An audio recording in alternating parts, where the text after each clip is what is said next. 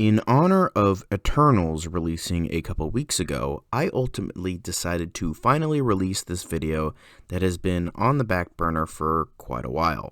With the title of this video, you're probably ready and set to rage at me for daring to insult the two greatest MCU films ever. Ignoring my thoughts that these two films are exceptionally flawed, I felt that there was a way of improving them. Make it a saga that actually had a lot of depth, a lot of development, a lot of intrigue, and minimize the excessive amount of plot holes in both films, mainly with the latter. First off, have there be a movie or a small mini-series about Thanos' attempt to save Titan called The Mad Titan. If I were to compare it to anything, it would be similar to scenes like in the first Superman movie or Man of Steel, where Jor-El tries to bargain with the Krypton High Council or whatever about Krypton being doomed due to whatever threat is present in whatever continuity it is. I think that would drive home what the Russo brothers were trying to do, making Thanos a sympathetic villain. Even though in the actual film, Thanos is not as smart or intriguing as people make him out to be, with this prequel to the events of Infinity War, I think it would.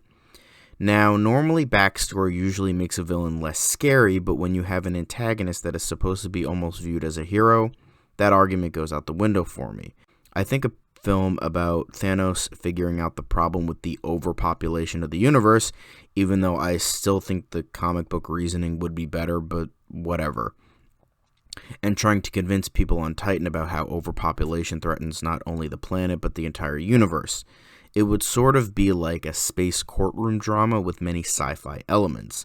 I just think establishing that Thanos is the hero of his own story would just make him a more formidable and interesting villain for the Avengers, as well as perpetuating the theme that villains are the heroes of their own stories, which is what the MCU was going for, even though that idea has become very tiring nowadays. Trust me, I don't really like that trope, as I have seen more and more of it as time goes on, and it just becoming not as true as I once thought, so there is that. Anyway, I think a good writer and director could make this work. Who that would be, I'm not sure. If I had it my way, I definitely want Matthew Vaughn or Brad Bird for it, but due to the fact that Marvel hates directors with a vision outside of James Gunn, I'm not too sure. So, here we establish our hero, quote-unquote, with Thanos. Since this would mess with the whole MCU canon if it was released in theaters, I say put it on Hulu or something like that, since Disney Plus wasn't a thing yet. Then, with Avengers Infinity War, there are 3 simple changes to make Infinity War a better movie. 1, get better writers and a better director. A good friend of mine made a very good point of this, that the entire movie is literally just an exposition dump of things that have happened or will happen. There's no ongoing themes or development or a real story. It's just explaining things the movie. So get those fuck nugget writers out of here, get a director who can actually execute a story and doesn't think they're holier than thou and the greatest thing since sliced fucking bread. Next thing, don't market it like an Avengers movie. The whole point of this movie is that it's an epic and encapsulates everything about the MCU up until this point. And that's more than just the Avengers, as well as a thing I'll get into later. So, just call it the Infinity Gauntlet, like the original story. And that's not me being a be more like the comics stickler. It's just a better title and I think fits with the story I'm trying to say here. A war is all about the conflict of two sides, which is what the final product is, Avengers versus Thanos. But what the story I'm trying to say with my version is that this is Thanos' story. This is his fall. The Mad Titan was his rise to be the hero that everyone doubted who ended up being right, while Infinity Gauntlet will be his downfall through the object the film is named after. Because with his tactics and the way he executes his plan to stop overpopulation is brutal and morally wrong. While in Mad Titan he is painted as a hero despite morality being questionable, the audience will come to see that he isn't right. And along with that, not propagating the film as an Avengers film, as I also don't want Avengers being in the title, leads to my third and final point. Making Thanos the protagonist and making the Avengers the antagonists. Now, there are many movies where the villain is the protagonist of the film and the heroes are the antagonists, with Joker being a somewhat recent example. It can work if done right, and I do think it would work here because I feel like it's what the Russos tried to do, but don't have the capacity and talent to make that story work. I think those three things can turn the exposition dump that is in Avengers Infinity War into the tragic fall of a kind of heroic character that is Infinity Gauntlet. Even though I do think that it would be much better to have the comic book reasoning for Thanos. This is the MCU we're talking about, so I'm still kind of keeping it in those lines, even though it's really not that good, but hey, I'm trying here. Moving on to Endgame, I think the worst part about the movie is this fucking title card. Why? Well, because it is the most untapped potential out of any Marvel movie ever. The characters develop and change so much through these 5 years and was an incredibly rich story opportunity, possibly the best in the entire series, and we get none of it, because we gotta move on to the action and the space battles and the bullshit time travel mechanics. Come on. I think it would have been so much more interesting to have a mini-series about these characters dealing with the aftermath of what happened. Pretty much anything with Natasha trying to return to her old life, Tony still dealing with the fallout of Civil War and moving on, Cap still trying to figure out what to do, Banner and Hulk merging, a Wakanda without a king, as well as all the other characters and society itself. The reactions of the people and what they're trying to do. Make it like 15 to 20 episodes featuring all the original actors, and if that's too expensive, make it animated or something like What If. Point is, this would need to exist to show us this development. If it was a comic book, that wouldn't matter because nobody buys comic books anyway. But if Hulu made a miniseries about the fallout of these characters and them dealing with it, it's much more interesting. We get that development we've been craving for. Call it Avengers Aftermath. Now, my initial plan for Avengers Endgame was simpler than what I'm doing now. It was initially splitting it into 2 movies. First movie would be a fixed time heist and the characters dealing with the consequences, and the second would be dealing with a present-day Thanos. But no matter what way I looked at it, I couldn't fix it. Not because it was too good, but it was just so fundamentally broken that I legitimately could not find any way to fix it with one simple change.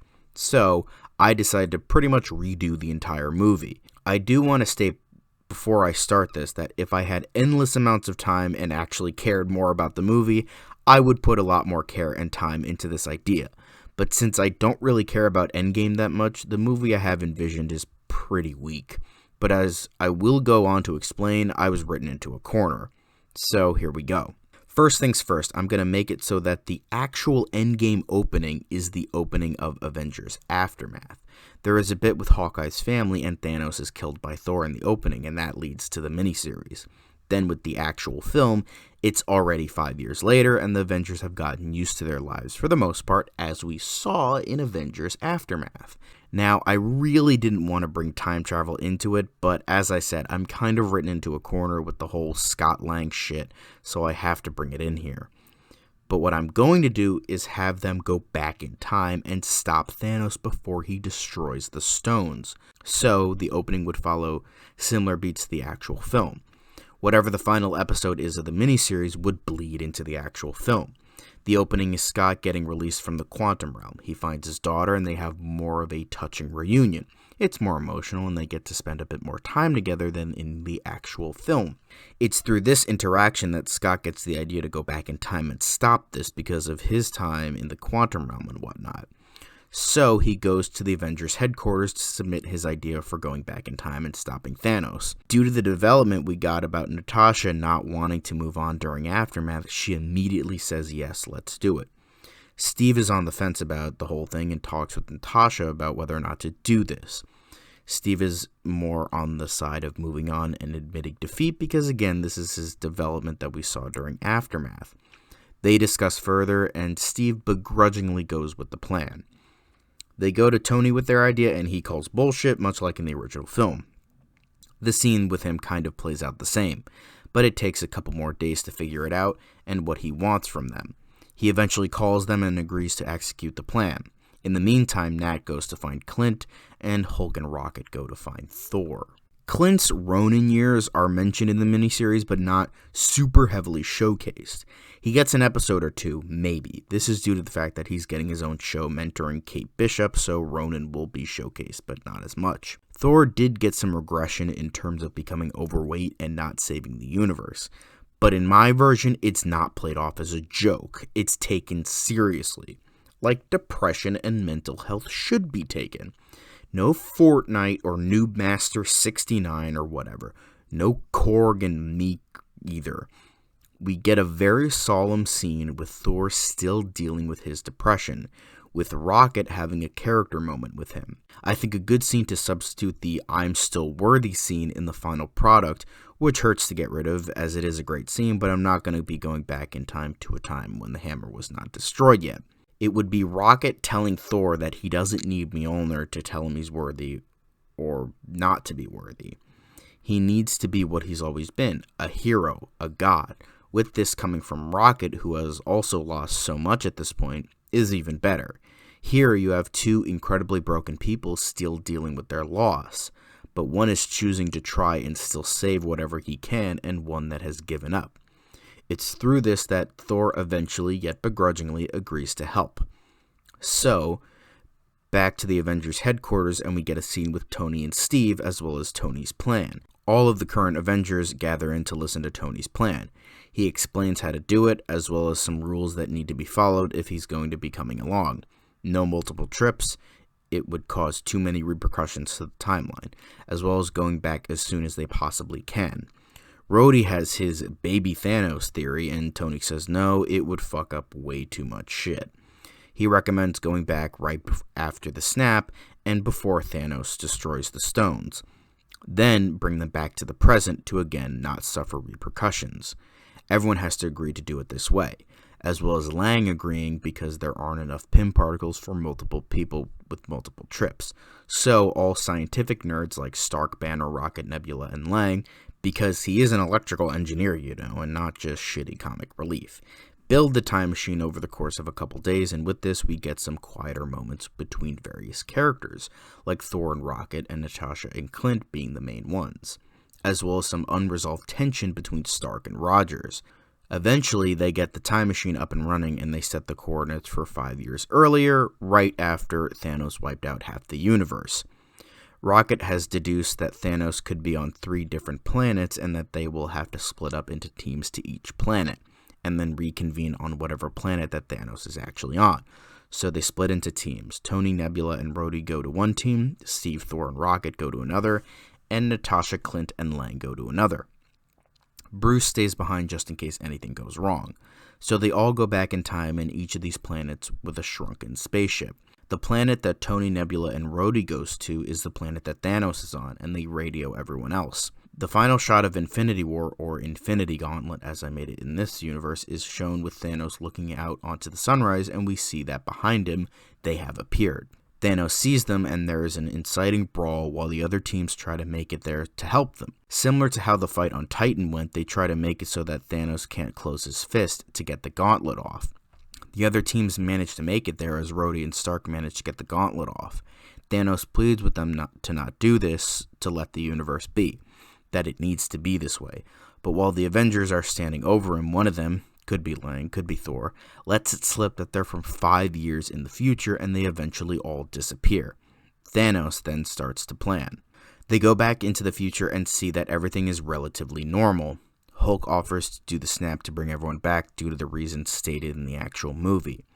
So, Hulk snaps his fingers and brings everyone back when, just like in the original film, the headquarters gets bombed. Thanos now has his forces back and plans on destroying the Avengers once and for all. And now we get the big fight like at the end of the movie. Tony still dies, and it wraps up similarly. I know this is kind of short, but this, I felt, was the only way to really have the film make sense.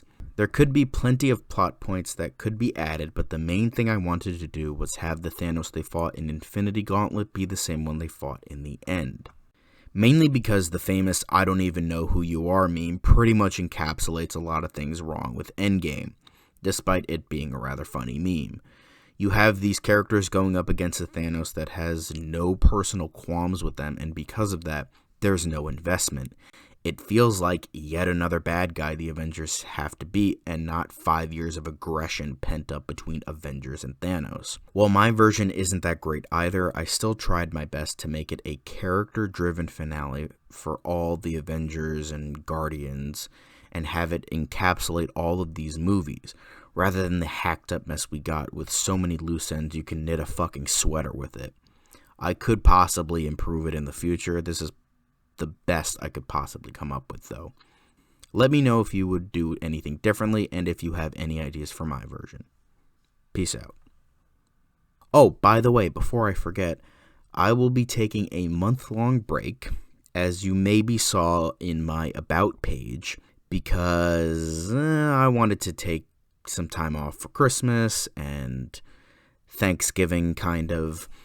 And with all that, I'm having less and less time to do all this stuff, so I'm going to be taking the rest of November off and December. I will be I will definitely be posting one video sometime in December. Not sure when, but it'll just be a fun little bonus to have, so you guys are nice and tided over until January. But with that, the next video I have should be on January 6th, and that is going to be a DCEU project video. Stay tuned.